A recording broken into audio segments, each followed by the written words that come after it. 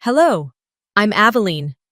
My mother called me one night with a voice I'd never heard before, shaking, terrified. She said, "Don't come home." She'd accidentally overheard my husband on the phone, laughing, plotting. "She ends tonight, her money is mine." They were going to erase me, quietly, legally. And the worst part? It wasn't just him. My sister wanted to be in his place. My mother saw the signs and stayed silent. They made me the easy one, the blind one. But I wasn't. I watched. I listened. I documented. So now I'm asking you. What would you do if everyone you trusted was planning your end behind your back? It was early spring in Charleston, the kind where the air carries both warmth and warning, where wisteria blooms drape over garden fences like veils meant to conceal more than just shade. The garden where my wedding was held was stunning in the way old money always is, quiet, manicured, and vaguely condescending. That morning, as I stepped out of the car, my heels met the stone path with a hesitation I couldn't quite explain. Maybe I already knew. Delphine, my mother, was already there, directing vendors with the crisp tone of a woman who's hosted 100 charity luncheons and only truly enjoyed 5 N.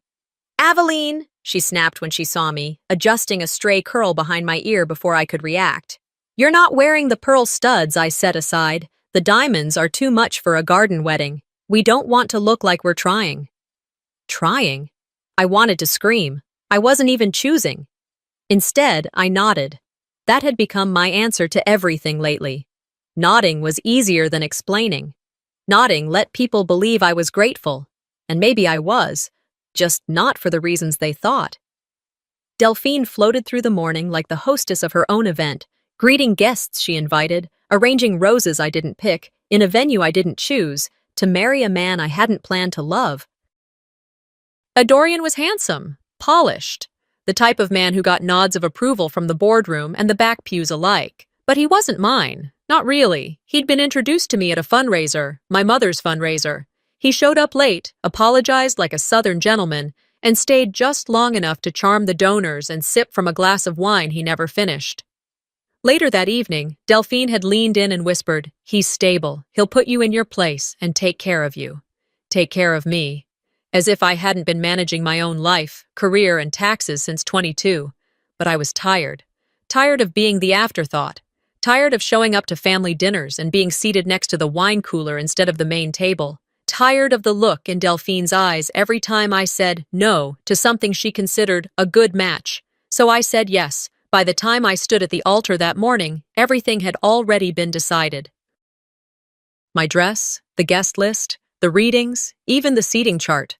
I looked out over a sea of familiar strangers and realized my own friends weren't there. Not a single one. I hadn't even noticed until that moment, because they hadn't been invited. Instead, Delphine had packed the rows with acquaintances, business partners, donors, and people who'd once attended a brunch she hosted for breast cancer research. The ones who'd donate again if she looked pristine enough. I turned my head slightly, just enough to see her from the corner of my eye. She nodded at me, not with pride, but approval, like I was a plan coming together, a box being checked off. When the officiant began, I barely heard the words. I just watched Dorian's jaw move with each vow, watched the way his cufflink glinted in the sun like a blade. Then came the toasts, the glasses of rosé, the small bites passed around like niceties we all had to swallow. That's when it happened. Vespera. My older sister stood up suddenly, clinking her glass too hard. The chimes silenced the crowd. She wasn't scheduled to speak. I should have known. "I just want to say," she began, her voice too steady to be spontaneous, "that watching Dorian and Aveline today, well, it brought up a lot of memories." People chuckled nervously. My chest tightened. "We all know," she continued, eyes trained on the guests. Not me. I should have been the one standing next to Dorian. A gasp swept the garden like wind through wheat. Delphine didn't move. Dorian didn't blink. I stood there, frozen in tulle, while my sister stripped me of dignity in front of 87 people and 3 photographers. I smiled. It was automatic, robotic. A smile I'd practiced since I was 12. Vespera sat back down like nothing had happened. The ceremony continued. The laughter returned, though thinner now, stretched over something broken. When it came time to sign the certificate, my hand shook. Delphine leaned in and whispered, "You're lucky he picked you." Lucky. The pen hovered for half a second before I pressed down. That night, long after the last flute of champagne had been emptied and the servers had vanished with the remaining shrimp skewers, Dorian and I stood alone near the back entrance of the house. He was texting. I wasn't trying to pry, I just happened to glance as he typed. A name I didn't recognize. A message I couldn't forget. "She has no clue. You played it well. Can't wait till the house is ours." I didn't speak. I didn't scream. I didn't even breathe for a few seconds. Instead, I stored the name. That was the moment I stopped being a bride and started becoming a witness.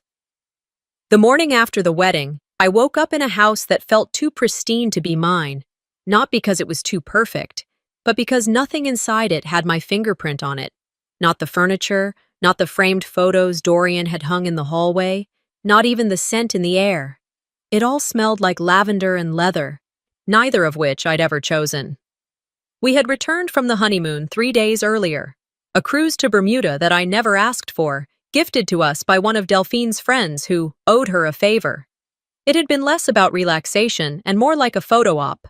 Dorian had spent most of it glued to his phone, pacing the deck while murmuring things I wasn't meant to hear. When I asked what was wrong, he smiled and said, "Just business, sweetheart. You know how it is." No, I didn't. That morning, we hosted a brunch for the contractors and interior designer who had helped bring the house to life. That's what Dorian called it anyway. But when people clinked glasses and said, "Dorian, you did such a fantastic job with the renovation," I stayed silent. Not one person turned to me, not even a courtesy nod. And I was the one who'd written the checks. The kitchen alone had cost nearly $48,000. I remembered every invoice. I had wired the funds myself while sitting in the break room at work, eating a dry turkey sandwich. My name was on every account. But when the compliments came, they all landed squarely on Dorian's shoulders, like confetti thrown at a parade he hadn't even marched in. I didn't say anything, just smiled, nodded, the same way I had on my wedding day. Later that week, I was sorting through a pile of unopened mail on the marble island in the kitchen. Dorian had tossed most of it aside. He wasn't one for paperwork. As I filtered through catalogs, charity newsletters, and utility bills, something caught my eye. An envelope from the bank we used for our home equity line. I opened it absent-mindedly, expecting to see a routine statement, but my eyes stopped at one line. Account holder, Aveline Monroe. Underneath that, in the transaction history, was a record of a large withdrawal, one that matched the exact amount I remembered transferring for the living room renovation. My heart picked up speed. I dug deeper into the drawer and found the original agreement. My signature was there, clear as day. What wasn't there was Dorian's. It had been set up in my name only. I remembered the notary appointment. Dorian had called in sick that day and told me, "Just go ahead and sign it. We'll add me later." He never did. And yet, when I looked up a recent press release Dorian had emailed to our neighborhood listserv, there was Vespera's name. Project lead, Vespera Monroe. My sister. The same woman who stood up at my wedding and said she should have been the one next to Dorian.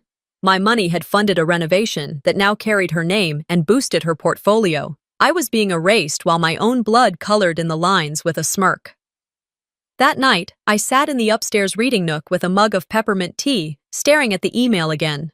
Dorian was in the other room watching TV, and I could hear his laugh, the kind of laugh that only shows up when a man knows no one is watching him too closely. I texted my mother the screenshot and followed it with a simple question. "Did you know about this?" The typing dots popped up, then stopped, then popped up again. Finally, she called. "Darling, it's not a big deal," Delphine said, her tone practiced, controlled. "It's just names. Vespera had the design background. She helped coordinate the look and feel. It made sense to credit her." Does it really matter who gets listed, as long as it's in the family? There it was again. The word family, used like a lid to a box I was supposed to crawl into and close behind me. I didn't respond, not because I agreed, but because I was tired of disagreeing with people who had no intention of listening. After we hung up, I walked through the house slowly, room by room. Everything looked beautiful, but none of it looked like me. And now I understood why. I had paid to disappear. I had invested in my own invisibility. In the bathroom mirror, I studied my reflection. The skin under my eyes was dull. My lips were chapped. I didn't recognize myself. It wasn't just marriage that had changed me. It was everything leading up to it. The countless small yeses, the sacrifices disguised as suggestions, the silence sold to me as maturity. I had become an expert at minimizing myself. At first, it was just to keep the peace. But now, I wasn't sure what peace even meant anymore. A few days later, while Dorian was at the gym, I decided to organize our office files. He'd been saying for weeks that the cabinets were a mess and full of junk, so I figured I'd help. I wasn't looking for anything specific, just making sense of the clutter. That's when I found the envelope, thick, sealed, and marked with a name I didn't recognize. Curiosity pricked at my spine. I moved toward the drawer where he usually kept his keys, only to find it empty. I tried the cabinet anyway. Locked. When Dorian returned, I mentioned the envelope casually, making sure to sound lighthearted. "Oh yeah," he said, grabbing a bottle of water from the fridge. "Just tax stuff, nothing exciting."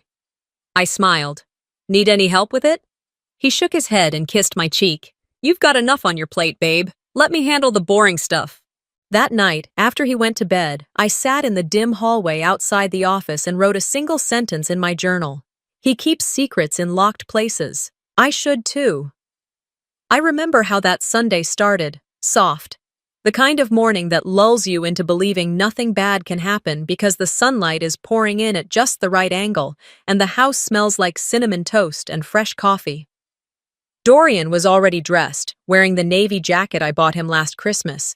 He looked polished, rehearsed, the kind of man who makes people say, "He's a catch," before they ever ask who he caught. We were headed to Delphine's annual birthday brunch. It was a tradition in the Monroe family, one of the only events that every sibling, cousin, and satellite relative showed up for. The garden was usually dressed in shades of pastel and over-embellished table settings with name cards and folded napkins shaped like swans. It was less about celebrating a woman's life and more about curating a family image worthy of Charleston society columns. On the drive there, Dorian hummed along to the radio, tapping the steering wheel like he had no care in the world. I stared out the window, feeling the unease I hadn't yet learned how to trust. By the time we arrived, the back patio was already buzzing. Vespera walked in 10 minutes late, of course, in a blush pink dress that showed off exactly the right amount of skin for a family function. Delphine was in hostess mode, gliding from table to table, complimenting outfits and offering her signature mimosa to anyone holding an empty glass. Kaylin was there too. That caught me off guard. We hadn't spoken in months. Not since I sent him a one-word text, "married," and never followed up. He nodded politely when our eyes met but didn't approach.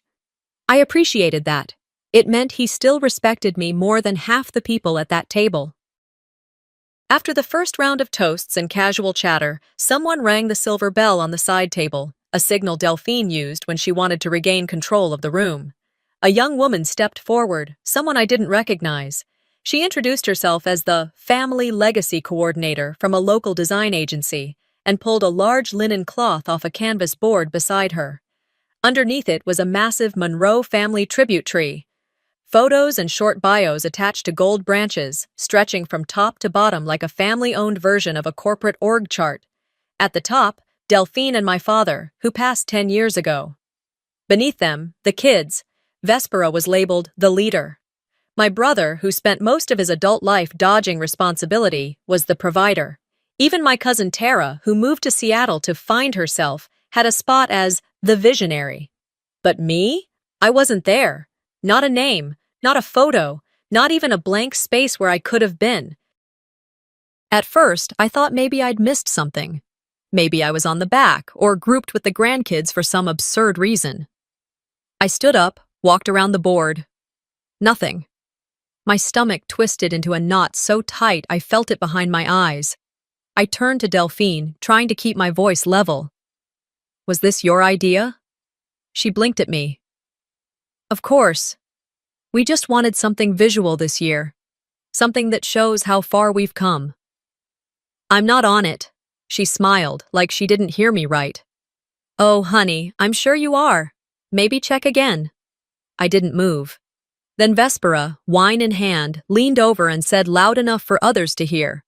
You've always preferred being behind the scenes, right? Like the glue, invisible but holding us together. Someone chuckled. Delphine didn't correct her. I wanted to scream, but instead, I did what I always did. I smiled. We stayed through dessert. I complimented the lemon tart. I hugged people goodbye. I thanked the caterers like nothing had happened. Because what would have been the point of saying anything? Later that evening, at home, I sat on the couch folding laundry while Dorian poured himself a drink. He stood behind the kitchen island, swirling the bourbon like a man too comfortable. You okay? He asked casually. Fine, I replied, my voice flat. He nodded, satisfied. A few minutes later, he walked over holding his phone. By the way, he said, I've been thinking. We should update our financial logins. For security, just in case. I looked up. Just in case what? Cyber stuff, phishing, hacking. These days it's crazy out there. I'll take care of it. I wanted to say no. Something in my gut clenched, but the weight of the day had already exhausted whatever resistance I had left. Sure, I said. The next morning, I couldn't log in to any of our joint accounts. My passwords were wrong. Every single one. I confronted him over breakfast. He was calm, sipping coffee. We're married now. It's ours. Do we really need separate access? I didn't answer. I simply walked away. That was the day I started writing things down. What came next wasn't loud. It wasn't dramatic. It was slow erosion. Subtle.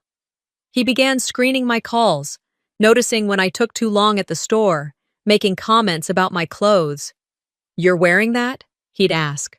Or, that color doesn't really do anything for you. Or, why would you need to text your coworker after hours? One night I found my phone notifications turned off. Just off. I hadn't done it. My screen time limits had changed too. When I asked him, he shrugged. You must have hit something by accident. Another lie. One of many. I began leaving the house more often, excuses about errands or visiting a friend who lived 2 towns over. But mostly, I just needed air, space, distance. Then one evening, I found something that almost broke me. Junia, our housekeeper, a woman who had been in that home longer than I had, slipped a folded piece of paper into my journal. No words, just a crease down the middle. I waited until I was alone in the den before I opened it. If you ever need to know what he does when you're not home, I keep receipts. That was all it said. My breath caught. I didn't cry. I didn't rage. I just closed the journal and placed it back on the shelf like nothing had happened. And just like that, I knew I wasn't crazy. That Thursday night had the quiet lull of a normal weeknight. I'd just finished folding the last load of laundry, towels mostly. The house was warm, the lamps dim, and the windows open just enough to let in the hum of Charleston cicadas. I was sitting cross-legged on the living room rug, pairing socks one by one, when I heard it. Laughter. Not mine. It came from the office upstairs, a low chuckle through the air vent, followed by the muted cadence of Dorian's voice. He was on another call. Late again. I knew better than to ask who he was talking to. He always waved it off with, "Work stuff, babe." And I had stopped pressing. But that laugh didn't sound like work. Still, I told myself to focus. Focus on towels, on matching whites and folding corners just right. Focus on the things I could control. The phone rang. I almost didn't answer. It was nearly 9, and Delphine never called past sunset unless someone died. But something in me reacted before my brain did. I grabbed the phone, pressed accept. Mom? Silence. Then static. Then her voice. Shaky, frantic, unfamiliar. Don't come home. My heart paused. What? Don't drink anything. Don't eat anything. Don't come back. Do you hear me? Her voice cracked in places I didn't know her voice could crack. My mother, Delphine Monroe, Didn't panic. Not when my father died, not when the roof caved in during that hurricane, not even when I once fainted at school and she had to drive 40 minutes to pick me up barefoot from a massage table. Mom, slow down. What's going on? She took a breath like it physically hurt. I was on the phone with you earlier. I didn't hang up properly. I left the line open by accident. I heard him. I heard Dorian. Everything in me turned to static. What did you hear? She didn't wait. He said, she ends tonight. Her money is mine. He said you had no family left, that you were stressed, that he could make it look natural. He said all of it, like it was nothing, like ordering a pizza. My blood froze. The half glass of wine Dorian had poured for me sat untouched on the coffee table. I stared at it like it might lunge. I'm fine, I whispered. I haven't had anything. Good. Aveline, listen to me. You come here now, quietly, and you don't let him know I called. I can't just walk out, I said, barely able to hear myself. Then do whatever you have to. But don't stay there. I hung up. And for a full minute, I didn't move, didn't blink, just sat with my hands on my thighs, palms sweating through the cotton. Upstairs, the laugh came again. The words echoed in my head. She ends tonight. I didn't scream. I didn't cry. I stood up, took the laundry basket into the bedroom as if nothing had happened, and made sure to hum quietly to myself, something tuneless, meaningless, but loud enough for Dorian to hear if he was listening. The glass of wine remained on the coffee table, untouched. I moved to the bathroom and locked the door behind me. My fingers shook as I pulled out my phone and texted. Are you home? Junia replied within seconds. Yes. Don't say anything out loud. Just get out. I stared at her message for a beat, then opened the medicine cabinet, just in case. I wasn't even sure what I was looking for. Proof? A bottle that didn't belong? Nothing jumped out. Everything looked normal. But what did normal mean anymore? I flushed the toilet to keep up the charade, then turned the water on and off. I opened the door casually, walked into the bedroom, and reached for my purse. I wasn't thinking about where to go. I wasn't thinking about who I could trust beyond Junia, and now oddly enough Delphine. I was thinking about my house key. It wasn't there, not in the front pocket, not in the side, not in the inner lining where I always kept it clipped. Gone. I turned slowly, still holding the bag, and there he was. Dorian stood in the hallway just outside the doorway, leaning against the frame like he'd been there long enough to see everything. He smiled, but it didn't reach his eyes.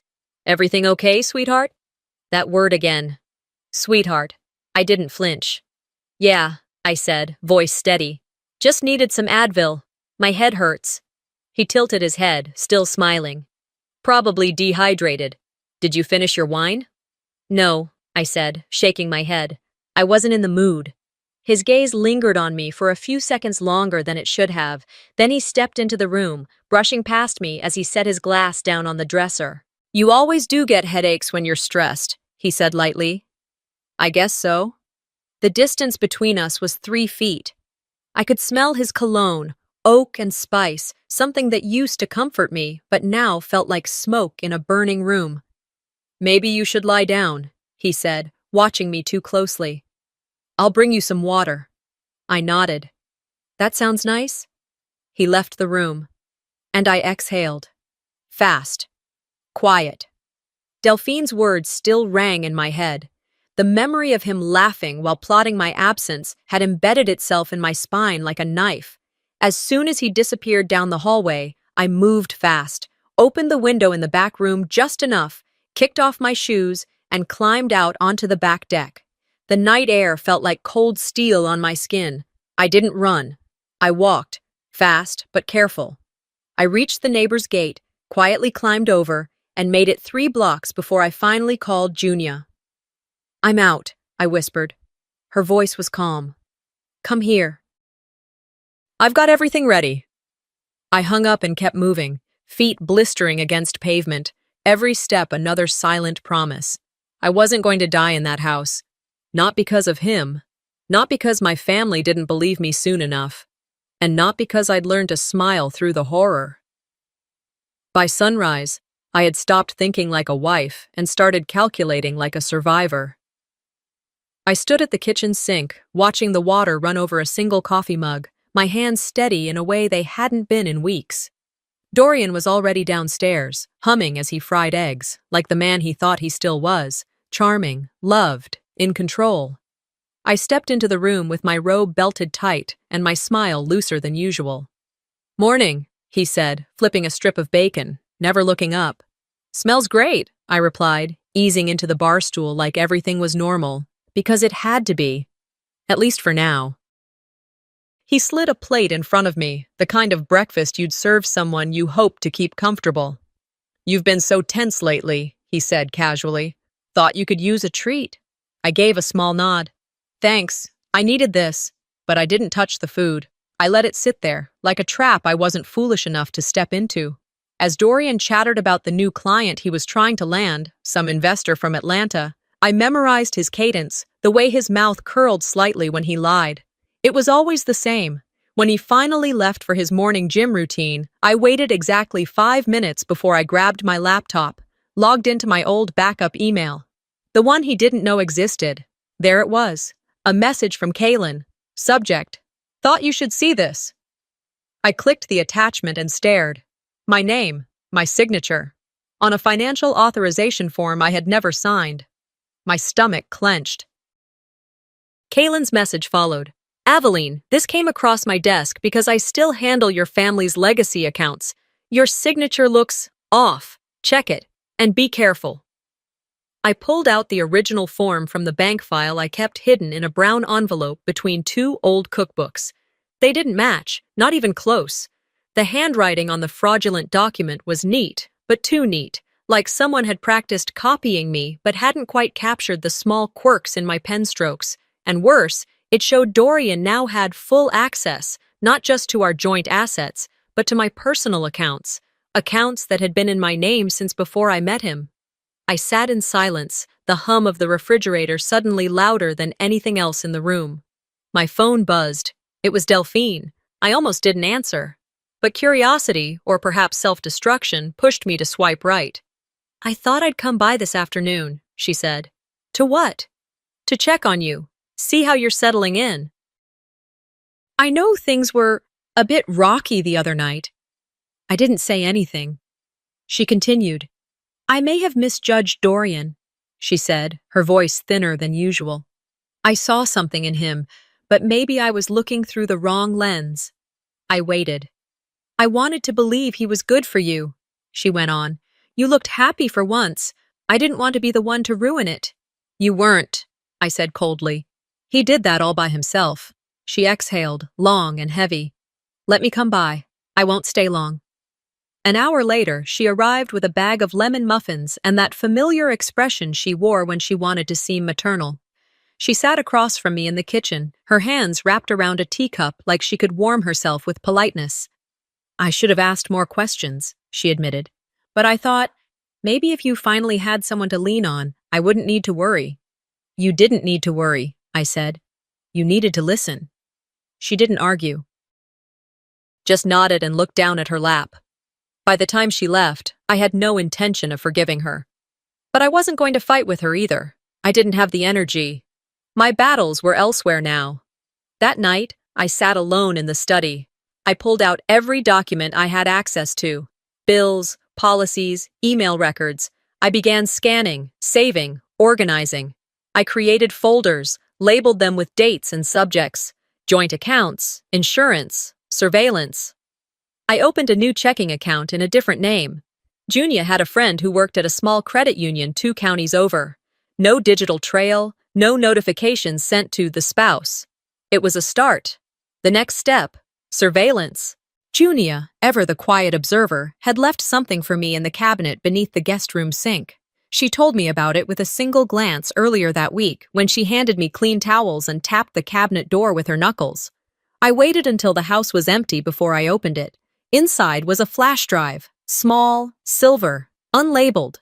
Back at my desk, I plugged it into my laptop. Folders appeared, dates, clips. The first video showed Dorian standing in the kitchen with a woman I didn't recognize. She was barefoot, sitting on the counter like it was hers. His hand rested on her thigh. He said it so casually I almost missed it. She won't even see it coming. I didn't watch the rest right away. I couldn't. My hands were shaking. I clicked another file. Audio only. Dorian again. If she signs the house over, we're done here. If not, there are other ways. He wasn't angry. He wasn't even whispering. It was strategy. I sat back in my chair, closed the lid of the laptop, and stared at nothing. This wasn't about heartbreak anymore. It was about survival. Let him think I was broken. Let him think I was blind. Let him smile at me over dinner and call me sweetheart. Let him underestimate me again and again, because now I had names. Now I had timelines. Now I had proof, and I knew exactly how to use it. By Saturday morning, I wore the face he expected to see. Smooth. Gracious. Slightly apologetic for my mood swings, as he had called them over breakfast the day before. I poured him orange juice with a light chuckle when he mentioned how I'd seemed distant lately.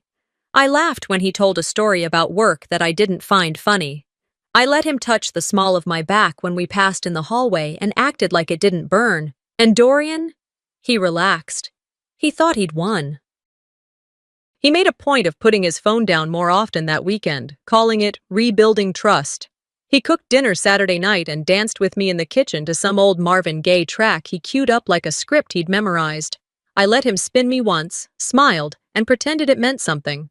But while he chopped vegetables, I was memorizing his patterns, what time he left for the gym, which drawer he kept his new burner phone in, how often he unlocked his briefcase near the window where Junia's cameras could catch the code. That evening, after he fell asleep on the couch with a drink in his hand and the TV still humming, I opened my laptop and checked the upload status. All the files Junia had given me were now backed up in 2 encrypted folders, one on a remote server in Switzerland, the other set to auto-send to Detective Ramira if anything ever happened to me. I was no longer surviving. I was planning. The next morning, Vespera's name popped up in my inbox with a subject line that said, "You deserve to see this." My stomach tensed before I even clicked it. Attached was a photo. A grainy shot of Dorian standing outside a hotel downtown, his arm around a woman with chestnut hair and a laugh too wide for the kind of lie they thought they were getting away with. He was leaning into her, lips just grazing her jaw. She was smiling like she owned him. I forwarded it to my burner account without opening the message. Then I called Vespera. She answered on the 3rd ring. "I knew you'd call." "Why now?" "I thought you should know." "No," I said, biting back the venom. "If you cared, you'd have told me months ago." She didn't skip a beat. "I'm not warning you, Aveline. I just wanted you to hurt." And then she hung up. It wasn't rage that settled into me. It wasn't even grief. It was clarity. I had no allies. Not in blood, not in marriage, not in memory. I was alone. And that was exactly when I became dangerous. That night, I sat on the edge of the bathtub, phone in hand, and recorded my own version of a will. "If something happens to me," I said, staring at my reflection in the mirror above the sink, "please deliver this video to Detective Ramira at the Charleston Police Department. Her contact is in my encrypted file titled Break Glass." I detailed the timeline, named every account, every suspicious transaction, every camera angle from Junia's flash drive, every time Dorian mentioned the insurance, every fake login I traced back to his IP address. I held up screenshots like evidence in a trial I didn't want to attend. I didn't cry. I didn't raise my voice. I just told the truth. After I finished, I saved the video under a simple title, If. Then I set up the auto-send function in my email client, one copy to my lawyer, another to Ramira, and a third to a friend I hadn't spoken to in years, but knew would do the right thing. The next 2 days were methodical. I withdrew small amounts of cash from different ATMs, always just under the limit that would trigger alerts. I moved valuables, jewelry, documents, USB drives, into a safe deposit box under a different name, paid in cash. I called the insurance company and removed Dorian as the beneficiary on everything that still carried my name. Quietly, no paper trail sent home. The bank teller didn't even blink. I bought a burner phone and left it in Junia's room with a single text on it, Plan B if I go dark. That Wednesday afternoon, as I sat in the den reviewing a real estate contract for a property I had no intention of buying, Dorian came in. He stood there a minute, watching me. "You've been distant," he said. I turned slowly. "I've been tired." "Let's fix that. Tomorrow night, just us. Dinner, no distractions." I raised an eyebrow. "Date night?" "Exactly." He smiled. "You can wear that black dress I like." I held his gaze. "Sounds perfect." But inside, I had already begun rehearsing the conversation I would never say out loud. "You picked the wrong woman to underestimate. You thought I would crumble, disappear, fade into the background like a rug you can walk over and never think about. But I was the floor you built your lies on." That night, after he went to sleep, I opened the safe where I kept the flash drive, checked its contents again, then shut it carefully. I didn't feel nervous anymore, just clear. The next day would be Thursday, and if the devil wanted dinner, I'd serve it on a silver tray, with poison under the napkin. By late afternoon, the house was scrubbed of any trace of uncertainty. Every surface gleamed, every candle was set in its holder, and the table had been arranged down to the placement of the dessert forks. I chose red that night, not because it was flattering, but because it made a statement. A quiet declaration of war stitched into silk. The roast was in the oven. The music was low, Nina Simone, because her voice had the kind of ache that filled silence without drawing attention to itself. The wine was already breathing. The air smelled of rosemary and something old and clean, like truth about to surface. Dorian walked through the door at 6:30 sharp. His jacket was slung over one shoulder, his smile worn like a borrowed tie, well-kept, rehearsed, soulless. "Wow," he said, scanning the table. "You went all out," I smiled. "You said you wanted a night without distractions." I listened. He came to kiss me, lips brushing my cheek a second longer than I allowed. I tilted my head just enough to keep it polite. As he poured wine into our glasses, I stepped aside and texted Junia a single word, "Now." While he took his seat, I imagined her upstairs, uploading everything. The videos of him counting out unmarked pills into small zip-top bags, him talking to someone over speakerphone, saying I was mentally unstable, clips of him rehearsing the statement he planned to give to the police. "She's been struggling for a while, officer. She wasn't herself. I told her to get help." Junia knew exactly where to send it. The email had been pre-written. All she had to do was click send, and she would. I walked back into the dining room and sat across from him, watching him sip his wine. I didn't touch mine. He raised his glass again and grinned. "To second chances." I lifted mine but didn't drink. "To clarity," I replied. We ate slowly. He complimented the food 3 times, told me I looked beautiful twice. Pretended like the last month hadn't been a silent battlefield, like I hadn't noticed the missing money, the erased messages, the way his phone was never out of reach. I let him enjoy the meal. Just before dessert, I got up, disappeared into the study for a moment, then returned with a thick envelope. I placed it beside his plate with the ease of someone handing over a bill. "What's this?" he asked, glancing down. "Legal paperwork," I said, voice soft. "Just a little clarity for the company assets. I've been thinking, it's time we made everything more official. Clean lines, no confusion later on." He opened it, skimmed the top page. "This is transferring my shares to you?" "Temporarily," I lied. "Just on paper, for a tax reason.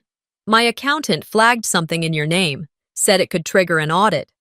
His brow furrowed for a beat. Then he laughed. "God, you are so thorough," he said. "Remind me never to cross you in court." I smiled again. "You already did." He paused. "What?" I said, "I'll get dessert." He signed. Every page. I brought out tiramisu in 2 cut-glass dishes and sat back down, watching as he typed on his phone under the table. I didn't need to see what he wrote. I knew it already. "It's done." That text, like every other, would bounce through a burner, rerouted, and land in Detective Ramirez's inbox before he ever swallowed his last bite. He leaned back, satisfied. "This was nice. We should do this more often." "We should," I agreed. The knock came exactly 4 minutes later. Dorian looked up, confused. "Expecting someone?" he asked. No, I said, finishing my bite of dessert. You? He stood, wiping his hands on a napkin, opened the door. Two officers stood outside. Behind them, Detective Ramira. Her coat was still buttoned, her hands at her sides. Mr. Monroe? She asked, voice clipped. We have a few questions regarding your wife's insurance policy and your girlfriend. For the first time in weeks, Dorian looked genuinely confused. What the hell is this? Ramira stepped in. We suggest you come with us now, or we can do this with cuffs. His gaze snapped to me. What the hell did you do, Aveline? I met his eyes calmly. I cleaned the house. You set me up? I gave you enough rope. He looked at the papers on the table, the wine, the smile still lingering on my face. This isn't legal, he barked. You tricked me into signing. No, I offered you a deal. You just didn't bother to read it. Ramira nodded to one of the officers, who stepped forward. Sir, if you would, please. Dorian backed up, chest rising. You don't know what she's done. She's unstable. Ask anyone. Ask her family. Already did, Ramira said. We've seen the footage. We've read the texts. Sit down. His mouth opened, then closed. Ramira turned to me as they began the process of escorting him out. We'll be in touch, but you're safe now. Safer, I corrected. She nodded. As they walked him down the steps, Dorian turned once more, voice rough. You'll regret this, Aveline. You need me. You think this house makes you strong? I didn't flinch. You never made this house, I said. You just took up space in it. The door shut behind them, and for the first time in years, the silence in that room was mine. The hallway echoed with the sound of boots on wood as they led him out. Dorian's voice cracked through the air, part rage, part desperation. He thrashed against the truth like a man drowning who couldn't admit the water was real. You set me up, you psychotic liar! I didn't even turn my head. I just reached forward and picked up my wine glass, lifted it carefully off the table, and walked it into the kitchen with the same grace I'd used to survive every Monroe family dinner. Measured, quiet, contained. Behind me, the front door shut. Then the lock turned. And the silence that followed was deafening. But let me take you back. A few hours earlier, before the plates were cleared, before the knock on the door, before the trap closed with a click, there had been a showing. I didn't call it that, not out loud, but that's what it was. A private viewing.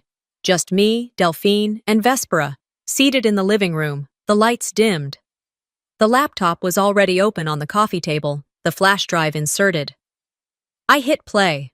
What followed wasn't loud, it didn't need to be. The first clip showed Dorian pacing in the kitchen, holding a prescription bottle he never told me he had. The second was his voice, clear and calm. She's becoming unstable. I've documented everything. When it happens, they'll believe me. Delphine said nothing. Vespera took a slow sip from her glass and stared blankly ahead, like someone trying to pretend she hadn't known parts of this. The third clip played. Dorian again, this time with the woman from the hotel. Her laugh grated through the speakers. His voice was muffled but clear enough. She'll sign it, one way or another. She trusts too easily. I didn't look at them. I let the silence swell. When the final file ended, I shut the laptop gently. No drama, no monologue. Delphine's voice broke the quiet. How long have you had this? Long enough, I said. Vespera looked over at me, her expression unreadable. And you just waited? I nodded. Timing matters. She looked like she might say something cruel, maybe even rehearsed, but then just stood and walked out. No apology, no denial, just absence. Delphine stayed seated, her fingers laced tightly, turning her ring. You should have told me, she whispered. You would have said I was exaggerating, I replied, voice soft. Like you always do. She didn't argue. Later, as dinner finished and Dorian took the last bite of the dessert he thought meant reconciliation, Detective Ramira entered with purpose. She didn't shout. She didn't make a scene. She simply said, Mr. Monroe, you're needed for questioning. Dorian blinked. Once, twice. What is this? Ramira handed him a folder. Inside, every printed document, every clip, every forged signature. This is absurd, he said, flipping through the papers. She didn't respond, just waited. I slid a second envelope across the table, the one he signed earlier that night, his power of attorney, the one he hadn't read, thinking it was a formality. Ramira took it without asking. Everything you own, everything you forged, everything you lied about, it's all here, she said. And more importantly, it's all documented. He looked at me. You tricked me, he said quietly. No, I said. You assumed I wasn't paying attention.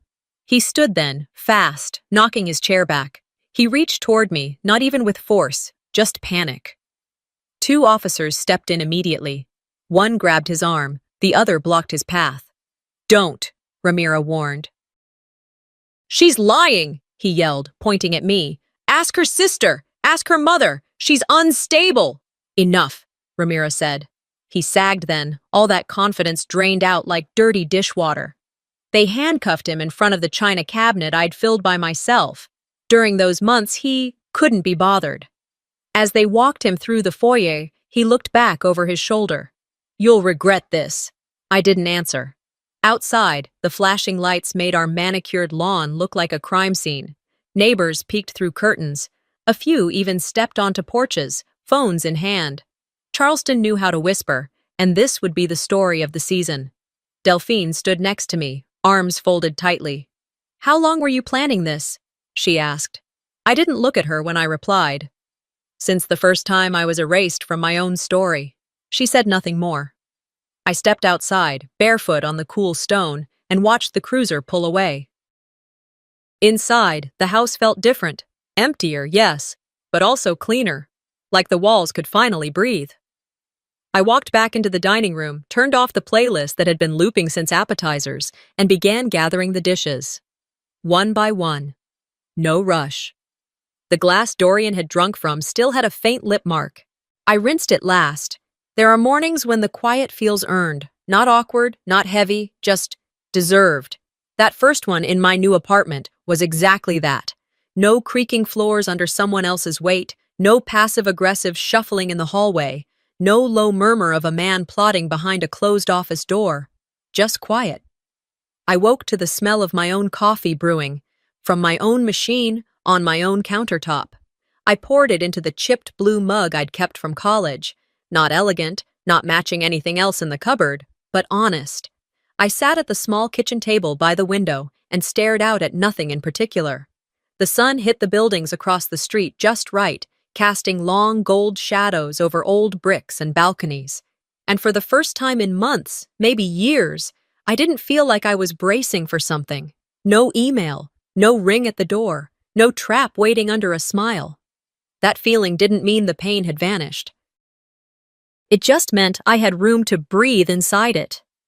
The trial didn't take long to begin. Dorian was charged with multiple counts of fraud, attempted insurance manipulation, and conspiracy to commit a felony. His lawyer tried to paint it as a domestic misunderstanding, gone too far, but the video footage crushed that narrative in less than 5 minutes.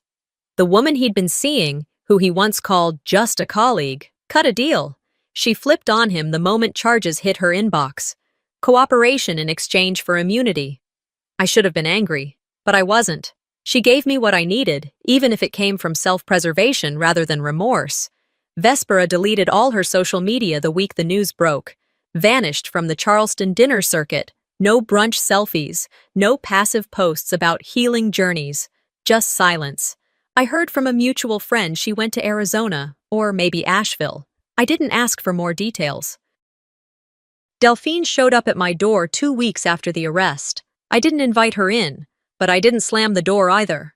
We stood in the hallway of my building, the hum of a neighbor's washing machine buzzing behind us. She was holding a pie, blueberry, store-bought, still in the plastic. The kind of gesture you make when you don't know what to say but feel like showing up counts for something. I should have protected you better, she said. I didn't respond. She swallowed. I kept thinking I raised you to be strong enough to handle whatever came your way, but that's not the same as being safe, and I confused the two. I leaned against the doorframe. You didn't throw me to wolves. You just watched me walk toward them and didn't yell. Her eyes glossed over. Do you hate me? I shook my head. No, but I don't need you to apologize again. I need you to change. She nodded, eyes low. I'm working on that. I let her leave with the pie still in her hands. A few days later, I started a volunteer position at a nonprofit that helps women navigate financial independence, especially those exiting abusive or controlling relationships. I teach a basic budgeting class twice a week. Nothing dramatic, no podium, just a circle of chairs, women in different stages of rebuilding, and a whiteboard with markers that don't always work. The first time I stood in front of them, I felt like an imposter, but then I saw one of them holding her phone the same way I used to, tight, guarded, like she wasn't sure if she was allowed to have it, and I knew I was exactly where I needed to be. One Thursday afternoon, Detective Ramirez stopped by the office. She handed me a plain cardboard box and said, "Figured you might want this back." Inside, the flash drives, my handwritten notes, a few printouts from Dorian's burner phone, and the red dress I wore the night he signed everything away. I cleaned the files off the drives, she said. Kept a copy in evidence, of course, but these are yours now. I looked at the dress. For a moment, it didn't look like clothing. It looked like armor, heavy with history. In case you ever want to remember what surviving looks like, she said, before walking out. I didn't open the box again for a long time. Some weeks later, I drove past the old family estate. I hadn't been back since the night of the reveal. Since I stood in front of the people who raised me, loved me the way they understood love, and allowed them to sit in the silence I refused to break for them anymore. I didn't go inside, just stood by the gate. The air was thick with magnolia and memory. I reached into my coat pocket and pulled out a single bloom, white, crisp, fragile. I laid it at the gatepost. No dramatic goodbye, no speech, just a moment, a closing. When I returned home that evening, I pulled out my journal, the same one I used to record everything, my doubts, my plans, my fears. I opened it to a fresh page. They tried to steal my life, but they forgot. It was never for sale, and I didn't need applause when I finally walked out of that burning house. I just needed the strength to keep walking. Sometimes survival isn't loud. It's quiet, strategic, and invisible, until it no longer has to be. This story wasn't just about betrayal or revenge. It was about reclaiming a voice that had been silenced for too long. Have you ever felt like the one person everyone counted out until you proved them wrong? Share your thoughts in the comments below. We'd love to hear your story. And don't forget to subscribe to our channel for more powerful family stories like this one.